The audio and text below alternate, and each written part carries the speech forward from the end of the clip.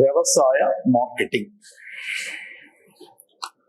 Dear aspirants, వ్యవసాయ విధానంలో మరొక టాపిక్ వ్యవసాయ మార్కెట్లు. చాలా సందర్భాల్లో మనము మాట్లాడుకున్నాం.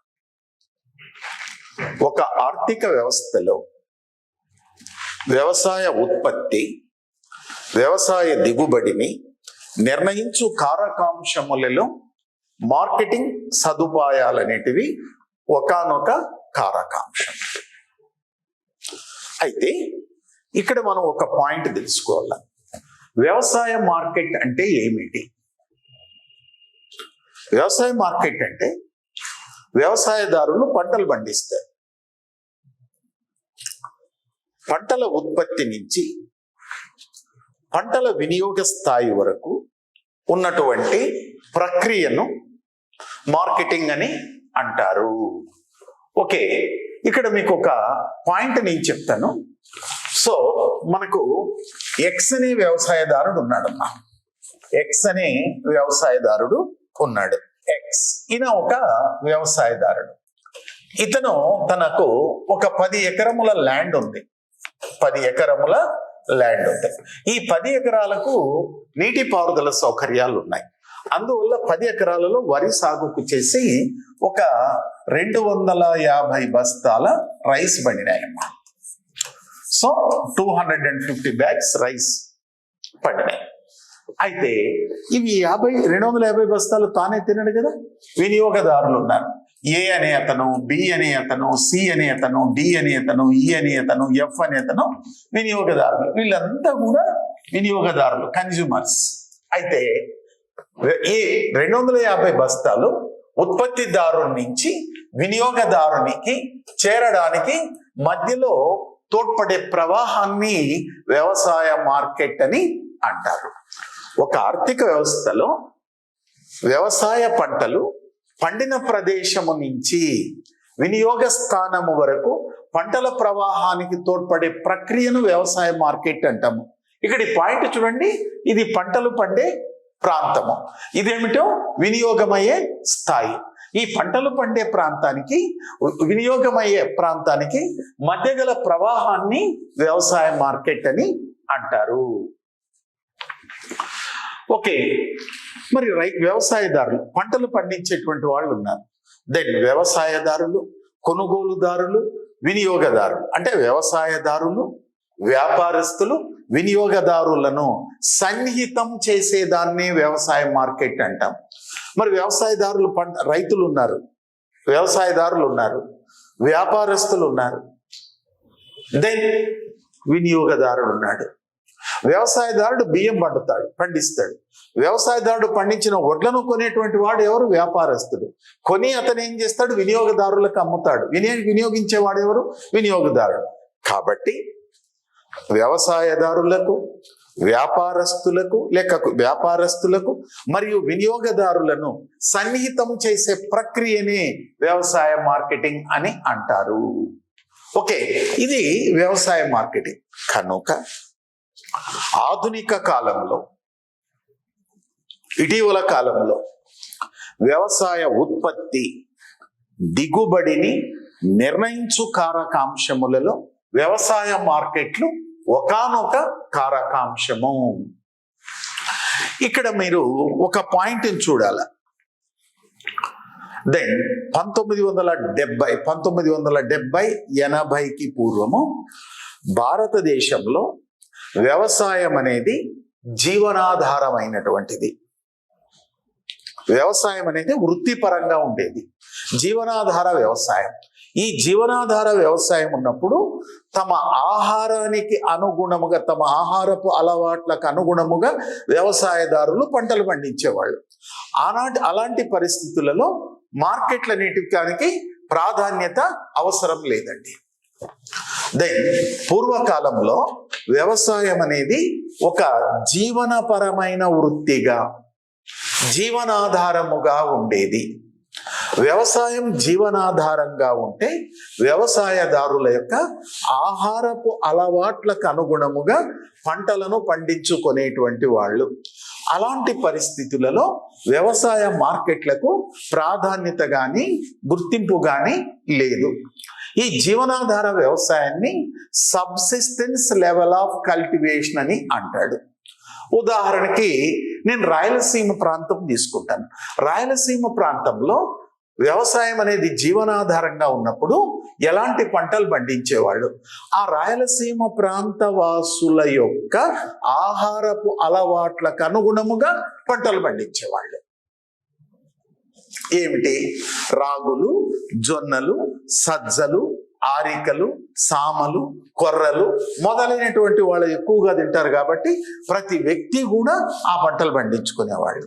అదేవిధంగా ఒక వ్యక్తికి ఒక 10 ఎకరముల వ్యవసాయ భూమి ఉందనుకోండి, నీటిపారుదల సౌకర్యాలు ఉన్నాయనుకోండి, ఆ 10 ఎకరముల్లో ఏం చేస్తాడు? వరి పండిస్తాడు, కొంత చెరకేసుకుంటాడు, ఒక 4-5 మామిడి చెట్లు ఉంటాయి, 1-2 చింత చెట్లు ఉంటాయి, ఒక 10-12 కొబ్బరి చెట్లు ఉంటాయి. ఆడు తర్వాత కూరగాయలు పండించుకుంటాడు, ఆకుకూరలు పండించుకుంటాడు, ఆడు తర్వాత సుగంధ ద్రవ్యాలైనటువంటి ఒట్టిమిర్చి పండించుకుంటాడు, పచ్చిమిరపకాయలు పండించుకుంటాడు, అటు తర్వాత నెక్స్ట్ ఆనియన్ ఉల్లిపాయలు పండించుకుంటాడు, తెల్లబాయలు పండించుకుంటాడు, గార్లిక్ పండించుకుంటాడు, జింజర్ పండించుకుంటాడు, పసుపు పండించుకుంటాడు, 4 చింత చెట్లు వేసుకుంటాడు, ఒక 10 పశువులు పెట్టుకుంటాడు. అంటే ఇక్కడ ఏమిటి? అదే విధంగా పప్పు ధాన్యాలు కావాలా, పప్పు ధాన్యాల కోసం కొంత అలసందులు సాగుకు చేస్తాడు, దెన్ కందులు సాగుకు చేస్తాడు, పెసలు సాగుకు చేస్తాడు, దెన్ అటు తర్వాత మినుములు సాగుకు చేస్తాడు. అంటే తన ఆహారపు అలవాట్లు ఎలా ఉన్నాయో ఆ ఆహారపు అలవాట్లకు అనుగుణముగా పంటలు పండిస్తాడు. అమ్మడానికి కాదు, మార్కెట్ని దృష్టిలో పెట్టుకొని పంటలు పండించడండి. మార్కెట్ పరిస్థితులను దృష్టిలో పెట్టుకొని పంటలు పండిస్తే వాణిజ్యపరమైన వ్యవసాయం. ఆ విధంగా కాకుండా తన ఆహారపు అలవాట్లకు అనుగుణంగా పంటలు పండిస్తే దాన్ని జీవనాధార వ్యవసాయం. ఈ జీవనాధార వ్యవసాయం భారతదేశంలో అనాది నుంచి జీవనాధార వ్యవసాయం ఉంది. ఈ జీవనాధార వ్యవసాయం ఉన్నప్పుడు వ్యవసాయదారులు తమ ఆహారపు అలవాట్లకు అనుగుణంగానే అన్ని రకాల పంటలు పండించేటువంటి వాళ్ళు, తమ బ్రతకడానికి అనుగుణంగానే పంటలు పండించేవాళ్ళు, మార్కెట్ని దృష్టిలో పెట్టుకొని పంటలు పండించేవాళ్ళు కాదు.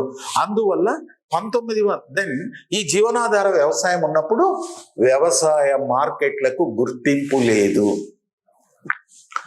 ఆర్థికాభివృద్ధి జరిగే కొలది వ్యవసాయం వృత్తిపరమైనటువంటి స్థానము నుంచి వాణిజ్యపరంగా మారినది. ఎప్పుడైతే వ్యవసాయం వాణిజ్యపరమైనదో మార్కెట్ పరిస్థితులకు అనుగుణముగా పంటలు పండించటాన్ని వాణిజ్య వ్యవసాయము అంటారు. మార్కెట్ పరిస్థితులకు అనుగుణముగా పంటలు పండించటాన్ని వ్యవసాయ వాణిజ్యీకరణ అని అంటారు. ఎప్పుడైతే వ్యవసాయం వాణిజ్యమైనదో దెన్ మార్కెటింగ్ మౌలిక వసతులైన గిడ్డంగులు, శీతల గిడ్డంగులు, దెన్ ప్యాకింగ్ కేంద్రాలు, ప్రాసెసింగ్ కేంద్రాలు, రైపనింగ్ కేంద్రాలు, దెన్ కణజాలు, దెన్ గ్రేడింగ్ కేంద్రాలు మొదలైనటువంటి వాటివన్నీ కూడా ఆవిర్భవించినాయి. అయితే ఇక్కడ నేను ఒక పాయింట్ మీకు చెప్పేదంటే, దెన్ పూర్వకాలంలో వ్యవసాయం అనేది జీవనాధారముగా నుండేది. జీవనాధార వ్యవసాయంలో రైతులు తమ ఆహారపు అలవాట్లకు అనుగుణముగా పంటలను పండించేవారు. అందువల్ల జీవనాధార వ్యవసాయం ఉన్నప్పుడు వ్యవసాయ మార్కెట్లకు గుర్తింపు లేదు, ప్రాధాన్యత కూడా పెద్దగా లేదు. ఆర్థికాభివృద్ధి జరిగే కొలది వ్యవసాయం అనేది వృత్తిపరమైన స్థానము నుంచి వాణిజ్యపరముగా మారినది. ఎప్పుడైతే వ్యవసాయం అనేది వాణిజ్యపరంగా మారినదో వ్యవసాయదారులు దాని ప్రభుత్వము పెద్ద ఎత్తున వ్యవసాయ మార్కెటింగ్ మౌలిక వసతులైన రవాణా, గిడ్డంగులు, శీతల గిడ్డంగులు, రైపనింగ్ కేంద్రాలు, దెన్ ప్రాసెసింగ్ కేంద్రాలు, కణజాలు మొదలైనటువంటి వాటిని స్థాపించడం ప్రారంభించినారు. దెన్ వ్యవసాయం అనేది వాణిజ్యపరమైనప్పుడు వ్యాపార ప్రయోజనాలను దృష్టి యందు ఉంచుకొని పంటలను పండిస్తే దాన్ని వ్యవసాయ వాణిజ్యీకరణ అని అంటారు. దెన్ ప్రస్తుతం భారతదేశంలో ప్రతి రాష్ట్రంలో కూడా వ్యవసాయం అనేది వాణిజ్యపరముగా మారినది. ఎప్పుడైతే వ్యవసాయం వాణిజ్యపరం అయినదో వ్యవసాయ మార్కెట్లు కూడా వ్యవసాయ విధానాలలో ఒక అంతర్భాగమైనవి. ఓకే, మరి వ్యవసాయ మార్కెటింగ్ అంటే ఏమిటి? జాతీయ వ్యవసాయ కమిషన్ ప్రకారం అమ్ముడు పోదగిన వ్యవసాయ పంటలను పండించడంతో పాటు మార్కెట్ వ్యవస్థలోని అన్ని నిర్మాణాలను కలుపుకునే ప్రక్రియనే వ్యవసాయ మార్కెటింగ్ అంటారు. అంటే పంటలను పండించటంతో పాటు మార్కెటింగ్ మౌలిక వసతుల నిర్మాణాన్నే వ్యవసాయ మార్కెటింగ్ అని అంటారు. వ్యవసాయ ఉత్పత్తులను విక్రయించడానికి గల మౌలిక వసతులను వ్యవసాయ మార్కెట్లు అని అంటారు. ఇక్కడ మీరు ఒక పాయింట్ అనేది బాగా గుర్తుపెట్టుకోవాలి, ఇది వ్యవసాయ మార్కెట్లు. సో ఇక్కడ మనము బ్రీఫ్ గా కొన్ని పాయింట్స్ మాట్లాడదామమ్మా. కొన్ని పాయింట్స్. ఆధునిక కాలంలో వ్యవసాయ ఉత్పత్తి దిగుబడిని నిర్ణయించు కారకాంశములలో వ్యవసాయ మార్కెట్లు అనేటిది ఒకానొక కారకాంశము. మరి వ్యవసాయ మార్కెట్ అంటే ఏమిటి? సాధారణ భాషలో వ్యవసాయ ఉత్పత్తులను అమ్ముకొనడానికి విక్రయించడానికి గల మౌలిక వసతులను వ్యవసాయ మార్కెట్లు అని అంటారు. మరి ఇంతకు వ్యవసాయ మార్కెట్ అంటే ఇంకొక పదంతో ఏం చెప్పవచ్చు? పంటలు పండినటువంటి ప్రదేశము నుంచి వినియోగ స్థాయి వరకు మధ్య గల ప్రవాహమును వ్యవసాయ మార్కెట్లు అంటారు. రైతులను, వ్యాపారస్తులను, వినియోగదారులను సన్నిహితం చేసే ప్రక్రియనే వ్యవసాయ మార్కెట్లు అని అంటారు. ప్రాచీన కాలము నుంచి 20వ శతాబ్దము వరకు కూడా వ్యవసాయం అనేది జీవనాధార వ్యవసాయముగా ఉండేది. ఎప్పుడైతే వ్యవసాయం జీవనాధార వ్యవసాయంగా ఉండేదో వ్యవసాయ మార్కెట్లకు గుర్తింపు కానీ ప్రాధాన్యత కానీ లేదు. ఆర్థికాభివృద్ధి జరిగే కొలది వ్యవసాయం అనేది వృత్తి స్థానము నుంచి వాణిజ్యపరంగా మారినది. వ్యవసాయం వాణిజ్యపరంగా మారటము వల్ల వ్యవసాయ మార్కెట్లు అనేటివి ఆవిర్భవించినాయి. వ్యవసాయ వాణిజ్యీకరణ అంటే వ్యాపార ప్రయోజనాల కోసము పంటలను పండిస్తే దానిని వ్యవసాయ వాణిజ్యీకరణ అంటారు. వ్యవసాయదారుల ఆహారపు అలవాట్లను బట్టి పంటలను పండించుకుంటే వ్యవసాయాన్ని జీవనాధార వ్యవసాయము అని అంటాము. మరి వ్యవసాయ మార్కెట్ అంటే ఏమిటి? పండినటువంటి పంటలను విక్రయించుకొనడానికి ఏర్పాటు చేసిన మార్కెటింగ్ మౌలిక వసతులను వ్యవసాయ మార్కెట్లు అని అంటారు. ఓకే, వ్యవసాయ మార్కెట్లలో ప్రధానంగా 2 పదాలు ఉన్నాయండి. వ్యవసాయ మార్కెట్లో ప్రధానంగా 2 పదాలు ఉన్నాయి.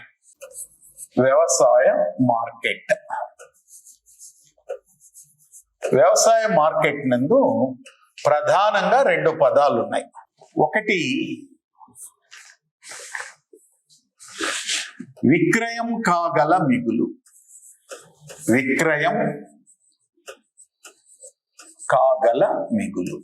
రెండు విక్రయమైన మిగులు. విక్రయం కాగల మిగులు ఒకటి, రెండవది విక్రయమైన మిగులు. దెన్ విక్రయం కాగల మిగులు మార్కెటబుల్ సర్ప్లస్ అంటాం. విక్రయమైన మిగులు మార్కెటెడ్ సర్ప్లస్ అంటారు. విక్రయం కాగల మిగులు వ్యవసాయ ఉత్పత్తి మైనస్ కుటుంబ అవసరాలకు వినియోగించిన ఉత్పత్తి. కుటుంబ అవసరాలకు వినియోగించిన ఉత్పత్తి.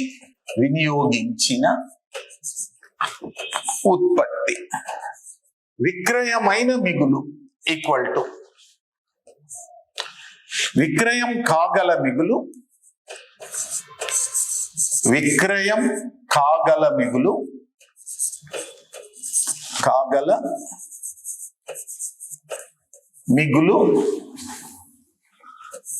మైనస్ విక్రయించిన వ్యవసాయ ఉత్పత్తి.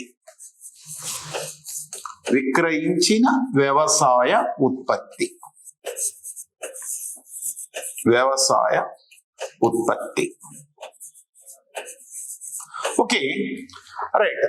వ్యవసాయ మార్కెట్లను గురించి మనం మాట్లాడుకునేటప్పుడు ప్రాథమికంగా రెండు పదాలు అనేటివి వస్తూ ఉంటాయి. ఒకటి విక్రయం కాగల మిగులు, మార్కెటబుల్ సర్ప్లస్.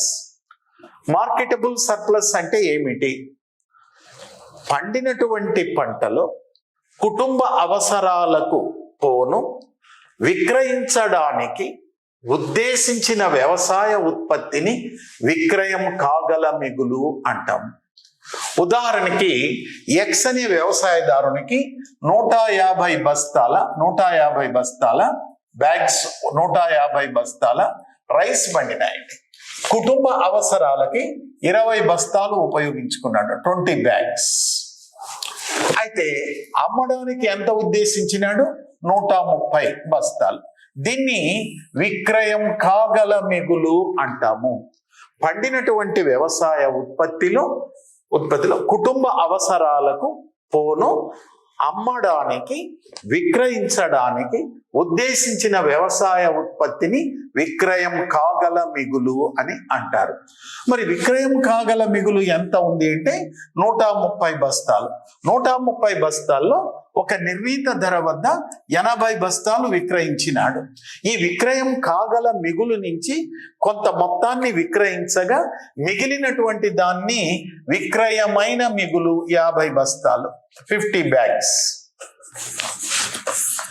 సో వ్యవసాయ మార్కెట్లలో వ్యవసాయ ఉత్పత్తిని ప్రాథమికంగా రెండు రకాలుగా వర్గీకరిస్తారు. ఒకటి విక్రయం కాగల మిగులు, రెండు విక్రయమైన మిగులు.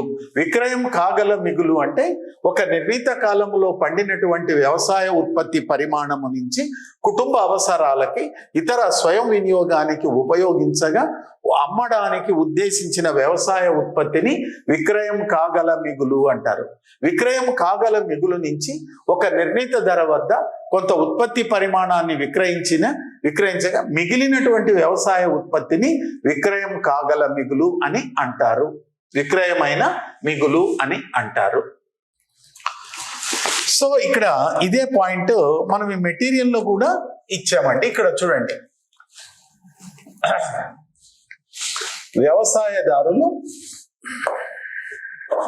వ్యవసాయదారులు పండిన పంటలో కుటుంబ అవసరాలకు పోగా మార్కెట్లో అమ్మడానికి సిద్ధముగా ఉన్నటువంటి పరిమాణాన్ని విక్రయం కాగల మిగులు అని అంటారు. విక్రయం కాగల మిగులు ఈక్వల్ టు మొత్తము వ్యవసాయ ఉత్పత్తి మైనస్ కుటుంబ అవసరాలకు వినియోగించిన వ్యవసాయ ఉత్పత్తి. రైట్, ఇక్కడ పాయింట్ చూడండి. విక్రయం కాగల మిగులు నుంచి ఒక నిర్ణీత ధర వద్ద అమ్మగా మిగిలిన వ్యవసాయ పంటలను విక్రయం కాగల మిగులు అని అంటారు. విక్రయం కాగల మిగులు ఈక్వల్ టు విక్రయమైన మిగులు ఈక్వల్ టు విక్రయం కాగల మిగులు మైనస్ విక్రయించిన వ్యవసాయ పంటలు. వ్యవసాయ మార్కెటింగ్ దశలు. ఇక్కడ పాయింట్ మనం మాట్లాడుకుందాం. వ్యవసాయ మార్కెటింగ్ దశలు. వ్యవసాయ మార్కెట్ నందు అనేక దశలు కలవు. ఒకటి అసెంబ్లింగ్. ఒకటేంటమ్మా? అసెంబ్లింగ్. వ్యవసాయదారులు పండించినటువంటి పంటలన్నిటినీ విక్రయించడానికి మార్కెట్కు తరలిస్తారు. దాన్ని అసెంబ్లింగ్ అని అంటారు. రెండవ దశ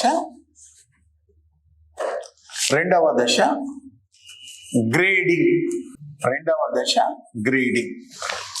వ్యవసాయదారులు వివిధ ప్రాంతాల్లో ఉన్నటువంటి వ్యవసాయదారులంతా పండించినటువంటి పంటలను అమ్ముకొనడానికి లేక విక్రయించడానికి మార్కెట్కు తరలించడాన్ని లేక రవాణా చేయటాన్ని అసెంబ్లింగ్ అని అంటారు.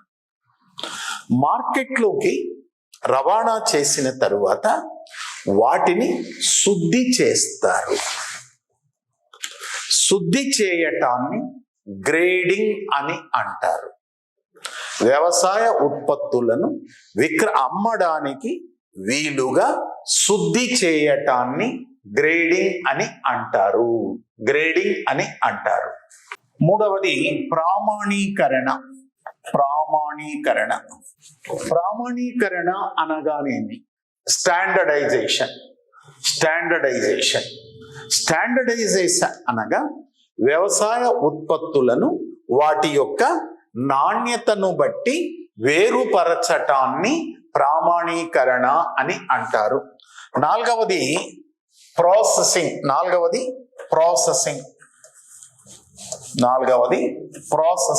వ్యవసాయ ఉత్పత్తులను ప్రాసెసింగ్ అంటే ఇతర వినియోగించడానికి అనుగుణముగా మార్చటాన్ని ప్రాసెసింగ్ అంటారు. ఉదాహరణకి వ్యవసాయదారులు వడ్లు పండించినారు. వడ్లను బియ్యముగా మార్చటాన్ని ప్రాసెసింగ్ అంటారు. వ్యవసాయదారులు గోధుమలు పండిస్తారు. గోధుమలను వినియోగించడానికి వీలుగా పిండిగాను రవ్వగాను మార్చటాన్ని ప్రాసెసింగ్ అంటారు. వ్యవసాయదారులు జొన్నలు, రాగులు, సజ్జలు పండిస్తారు. ఆ పండించినటువంటి వాటిని వినియోగించడానికి వీలుగా పౌడర్గా, పిండిగా మార్చే ప్రక్రియను ప్రాసెసింగ్ అని అంటారు. అదేవిధంగా వ్యవసాయదారులు పప్పు ధాన్యాలను పండిస్తారు. పప్పు ధాన్యాలను వినియోగించడానికి వీలుగా మార్చటాన్ని ప్రాసెసింగ్ అని అంటారు. ప్రాసెసింగ్ తరువాత ప్యాకింగ్. వ్యవసాయ ఉత్పత్తులను ప్రాసెసింగ్ చేసిన తరువాత అమ్మడానికి, విక్రయించడానికి వీలుగా ప్యాకింగ్ చేస్తారండి. ఉదాహరణకి గోధుమలు ఉన్నాయి. గోధుమలన్నిటినీ కూడా పౌడర్, పిండిగా మార్చినారు. ఆ పిండిని విక్రయించడానికి 1 కిలో పిండి 3 కిలోల ప్యాకెట్, 5 కిలోల ప్యాకెట్, 10 కిలోల ప్యాకెట్, 20 కిలోల ప్యాకెట్, 50 కిలోల ప్యాకెట్ గా మారుస్తారు. దాన్ని ప్యాకింగ్ అని అంటాం. అదే విధంగా వడ్లను వ్యవసాయదారులు వడ్లు పండిస్తారు. పండించినటువంటి వడ్లను అమ్మడానికి మార్కెట్కు చేర్చటాన్ని అసెంబ్లింగ్ అంటారు. మార్కెట్కి చేర్చిన తరువాత వాటిని శుద్ధి చేయటాన్ని గ్రేడింగ్ అంటారు. శుద్ధి చేసిన తరువాత నాణ్యతను బట్టి వేరుపరచటాన్ని ప్రామాణీకరణ అంటారు.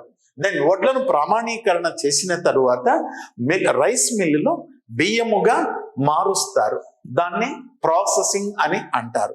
బియ్యముగా మార్చిన పిదప వాటిని 1 కిలో ప్యాకెట్, 2 కిలోల ప్యాకెట్, 5 కిలోల ప్యాకెట్, 10 కిలోల ప్యాకెట్, 25 కిలోల ప్యాకెట్, 50 కిలోల ప్యాకెట్ గా మార్చుతారు. ఆ విధంగా మార్చటాన్ని ప్యాకింగ్ అని అంటారు. దాన్ని ప్యాకింగ్ అని అంటారు.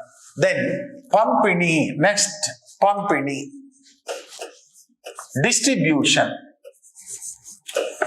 ప్యాకింగ్ చేసిన తరువాత వినియోగదారులకు చేర్చడానికి రవాణా చేయటాన్ని ప్యాకింగ్ అని అంటారు. వీటన్నిటినీ కూడా ఏమంటామంటే వ్యవసాయ మార్కెటింగ్ మౌలిక వసతులు. ఓకే, చూడండి, వ్యవసాయ మార్కెట్ దశలు. వ్యవసాయ మార్కెట్ నందు అనేక దశలు కలవు. ఒకటి అసెంబ్లింగ్,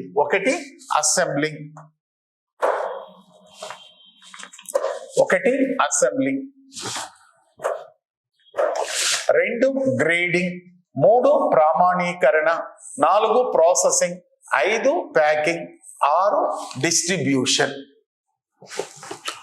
ఓకే, వ్యవసాయ మార్కెట్లో ఎన్ని దశలు కలవు? వ్యవసాయ మార్కెట్లో ఎన్ని దశలు కలవు? 6 దశలు కలవు. మొదటిది అసెంబ్లింగ్, రెండవది గ్రేడింగ్, మూడవది ప్రామాణీకరణ, నాలుగవది ప్రాసెసింగ్, ఐదవది ప్యాకింగ్, ఆరవది పంపిణీ. రైట్, ఇక్కడ మీకు ఇంకో పాయింట్ చెప్తానమ్మా. మార్కెటింగ్ మౌలిక వసతులు. మార్కెటింగ్ మౌలిక వసతులు.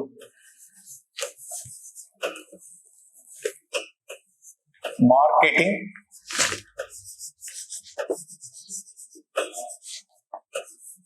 మౌలిక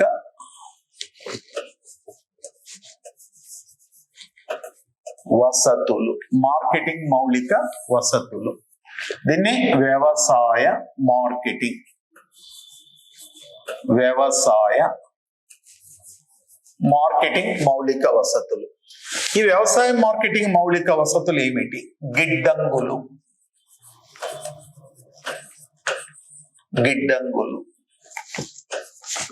శీతల గిడ్డంగులు,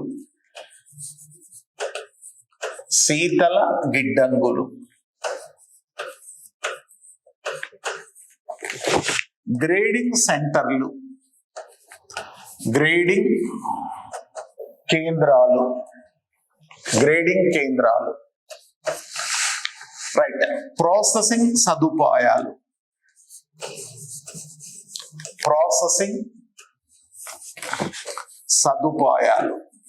ప్యాకింగ్ కేంద్రాలు,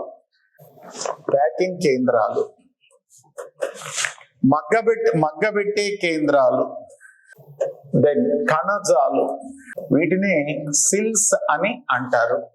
మార్కెట్ల కంప్యూటరీకరణ, మార్కెట్లను ఆన్లైన్ తో అనుసంధానం చేయటం,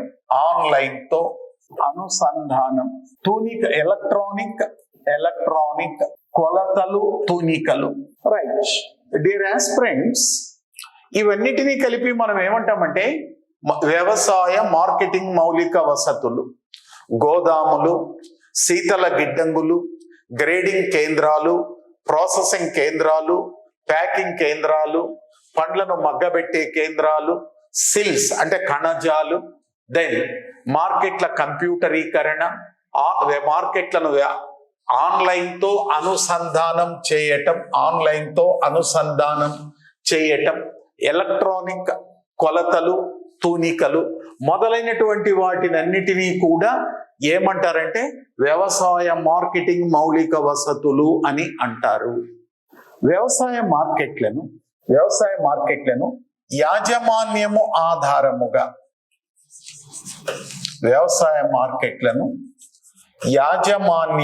ఆధారముగా, మూడు రకాలుగా వర్గీకరించినారు. వ్యవసాయ మార్కెట్లను యాజమాన్యం ఆధారముగా 3 రకాలుగా వర్గీకరించినారు. ఒకటి సాంప్రదాయ మార్కెట్లు, రెండు ప్రభుత్వ రెగ్యులేటెడ్ మార్కెట్లు, ప్రభుత్వ వ్యవసాయ మార్కెట్లు, మూడవది సహకార వ్యవసాయ మార్కెట్లు,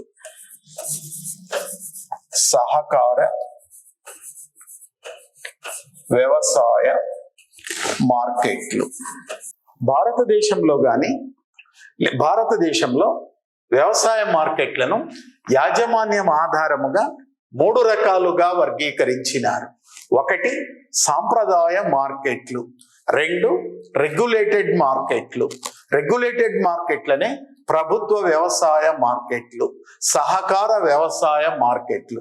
ఈరోజు భారతదేశంలో ఉన్నటువంటి వ్యవసాయ మార్కెట్లను వాటి యొక్క యాజమాన్యాన్ని ప్రాతిపదికగా చేసుకొని 3 రకాలుగా వర్గీకరించినారు. 3 టైప్స్గా వర్గీకరించినారు. ఒకటి సాంప్రదాయ మార్కెట్లు, ప్రభుత్వ వ్యవసాయ మార్కెట్లు, సహకార వ్యవసాయ మార్కెట్లు. ఈరోజు మనము సాంప్రదాయ మార్కెట్లను గురించి మాట్లాడుకుందాం, డిస్కషన్ చేద్దాం.